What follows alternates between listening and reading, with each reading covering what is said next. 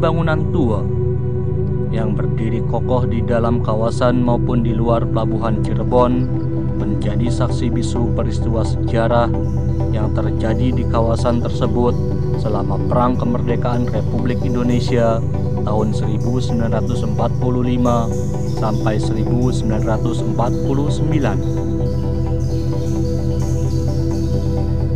Walaupun sebagian tempat kini terkesan kurang terurus dengan baik, berbagai bangunan tersebut merupakan aset berharga bagi aspek sejarah Republik Indonesia di Cirebon.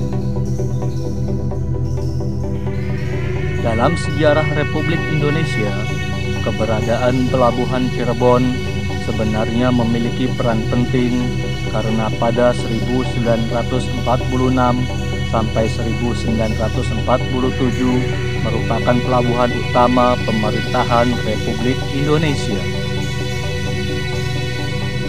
Pelabuhan Tanjung Priok Jakarta, Pelabuhan Semarang, dan Pelabuhan Surabaya saat itu dalam penguasaan pihak sekutu, sehingga pemerintahan Indonesia yang beribu kota di Yogyakarta mengandalkan Pelabuhan Cirebon sebagai jalur ekspor untuk likuiditas keuangan pemerintahan. Pada masa-masa itu pula, Pelabuhan Cirebon menjadi markas Angkatan Laut Republik Indonesia. Markasnya menempati sebuah bangunan bermenara yang kini menjadi ikon dari Pelabuhan Cirebon.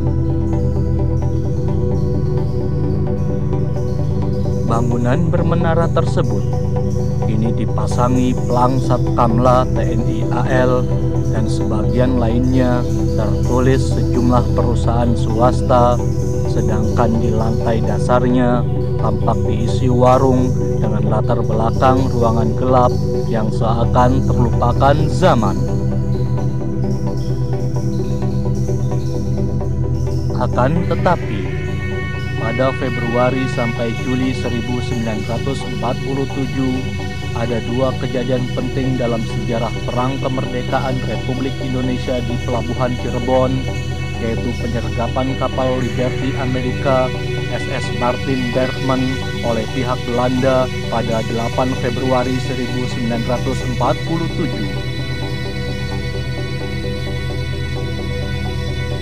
Kapten kapal Martin Bergman, Rudy Cray, dalam kesaksiannya menyebut dia dipaksa seorang letnan Angkatan Laut Belanda yang mengambil alih penguasaan kapal tersebut. Sementara keperluan masuknya kapal SS Martin Bergman ke Pelabuhan Cirebon diungkap pengacaranya Kapten Rudy Cray, yaitu James Ryan, dengan disewa Komisi Maritim Amerika Serikat. Sebelum 20 Juli 1947, pemerintahan Republik Indonesia yang beribu kota di Yogyakarta masih mengandalkan sejumlah perkebunan negara di Jawa Barat. Namun, menjelang agresi militer Belanda atau Operasi Produk, pembakaran dilakukan para pekerja perkebunan terhadap stok produk-produk perkebunan berikut sejumlah pabrik pengelolaan pada berbagai unit perkebunan Indonesia, The Plantation of Java, agar tidak jatuh ke tangan Belanda. Esok harinya, pada 21 Juli 1947, pasukan Belanda memulai Operasi Produk untuk merebut kembali berbagai sarana perekonomian dan perhubungan yang sudah dikuasai Republik Indonesia. Untuk di Pulau Jawa, Operasi Produk terutama dilakukan di kawasan utara sampai ke tengah, baik di Jawa Barat, Jawa Tengah, maupun Jawa Timur.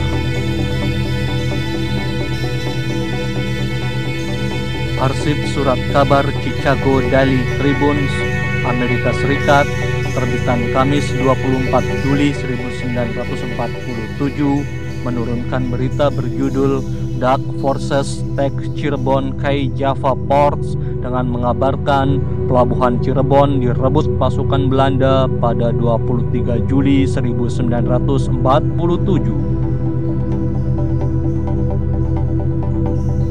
Disebutkan, untuk merebut Cirebon, pasukan Belanda mengerahkan 50 kendaraan lapis baja, termasuk tank yang dikerahkan dari Bandung melalui perjalanan darat, melalui lintas Tomo, Sumedang, Kadipaten sejak Minggu, Juli 1947. Pihak Belanda juga diketahui menempatkan sejumlah kendaraan lapis baja di kompleks pabrik gula Gempol, Jalan Raya Palimanan.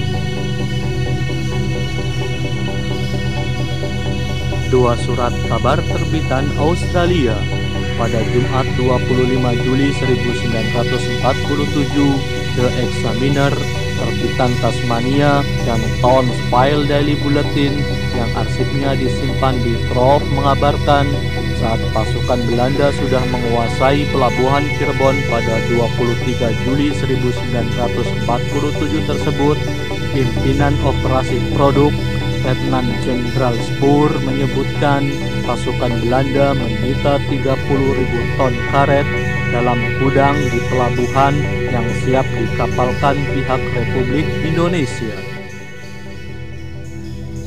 Pembumi hangusan dilakukan pihak Indonesia terhadap sejumlah tempat yang tidak dapat dicegah pihak Belanda, termasuk sekitar 200 rumah dan toko milik orang-orang Tionghoa.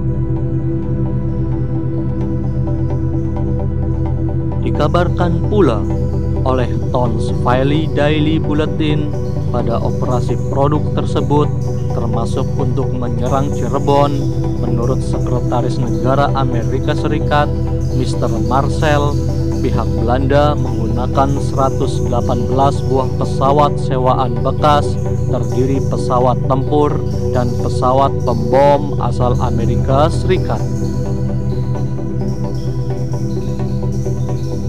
Pesawat sewaan itu terdiri 54 pengebom ringan B-25 Mitchell, 26 unit pesawat pemburu Curtiss P-40 Hawk, dan 38 unit pesawat pemburu P-51 Mustang.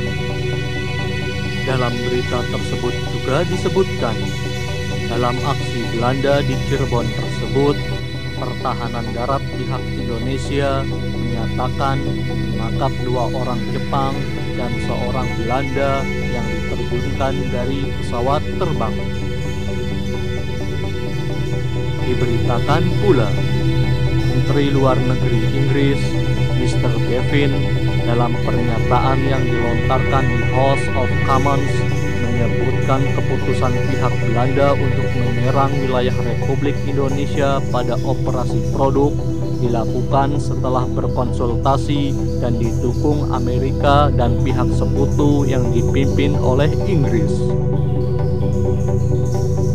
Kurator dari Museum Bronbeek Belanda yang khusus menyimpan kenangan era kependudukan Belanda atau Perang Kemerdekaan Republik Indonesia, Hans van den Acker, saat berkunjung ke Museum Mandala Siliwangi Bandung pada 2014 lalu mengatakan setiap tahunnya peringatan pengakuan kedaulatan Republik Indonesia oleh Belanda masih diperingati setiap 27 Desember.